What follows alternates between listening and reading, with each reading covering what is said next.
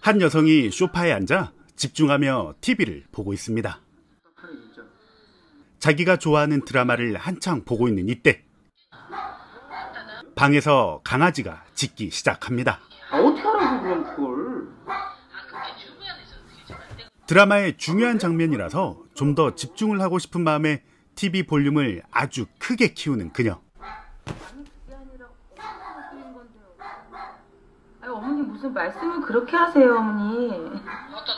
아니 저희가 무슨 꽁쳐놓고 무슨. 하지만 이내 더 크게 짖는 강아지 소리가 거슬리기 시작하죠. 네. 그녀는 강아지 소리에 민감하게 반응하며 강아지가 있는 곳으로 갑니다. 한참의 시간이 지난 얼마 후 그녀는 저녁 준비를 하고 있습니다. 약간은 익숙하지 않은 솜씨로 요리를 하는 그녀. 이때 누군가 그녀를 부르는 초인종 소리가 울립니다. 하지만 커다란 TV 소리에 초인종 소리를 듣지 못한 그녀는 요리에 더욱더 열중을 하게 됩니다. 기다리다 지친 현관문 밖에 누군가는 직접 문을 열고 들어옵니다. 엄마! 집에 들어오는 남녀는 바로 이 집의 아들과 며느리였죠. 과할 정도로 아들을 무척 반갑게 대하는 그녀. 그리고 깜짝 놀라며 커다란 TV 소리에 민감하게 반응하는 며느리.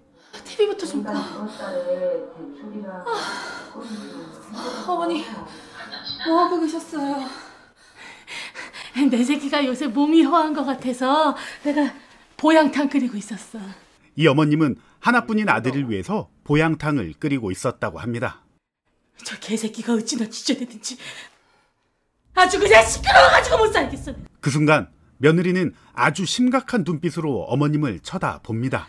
이참에 아범 몸보신도 좀 하고. 오로지 아들의 몸보신을 위해서 보양탕을 끓인 어머님. 그리고 아들이 건넨 충격적인 한마디. 우리 집에 걔가 어딨어?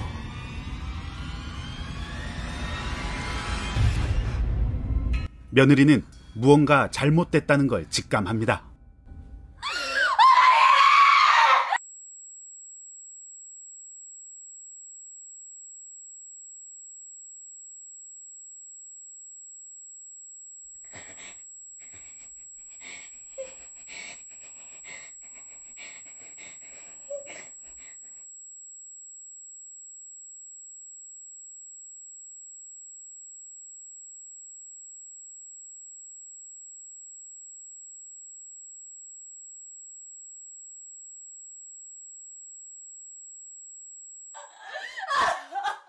어머니는 치매로 인해서 집에 있는 손자를 강아지로 착각하고 만 거였습니다.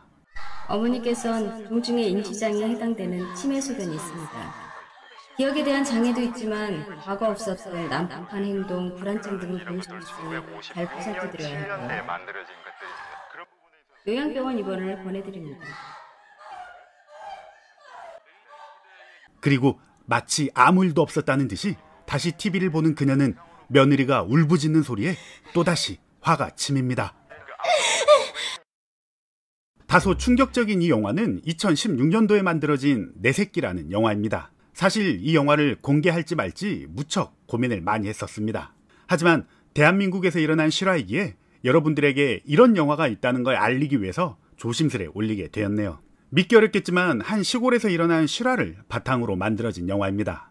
2004년 시골 변두리에 사는 부부가 치매 어머님을 모시고 살았는데 하루 중 20시간은 맑은 정신을 유지하고 3, 4시간 정도만 치매 증상을 드러내곤 했습니다. 하지만 평소에도 가출이나 위험한 증상이 없어서 그렇게 손주를 맡기고 2시간 정도 장을 보고 왔는데 이때 일어난 실제 사건입니다.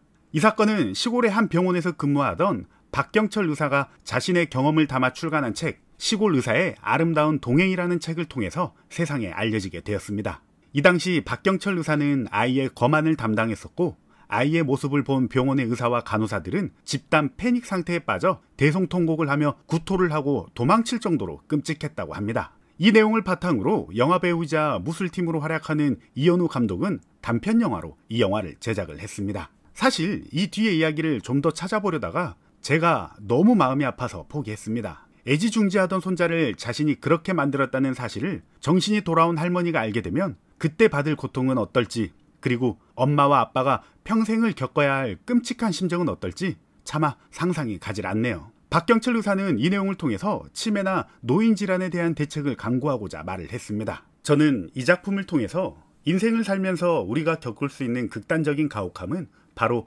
이런 것이 아닐까라는 걸 느꼈습니다. 실화라서 더욱 안타까운, 그리고 마음이 무거워지는 작품이네요. 이 영화의 리뷰는 이것으로 마치도록 하겠습니다.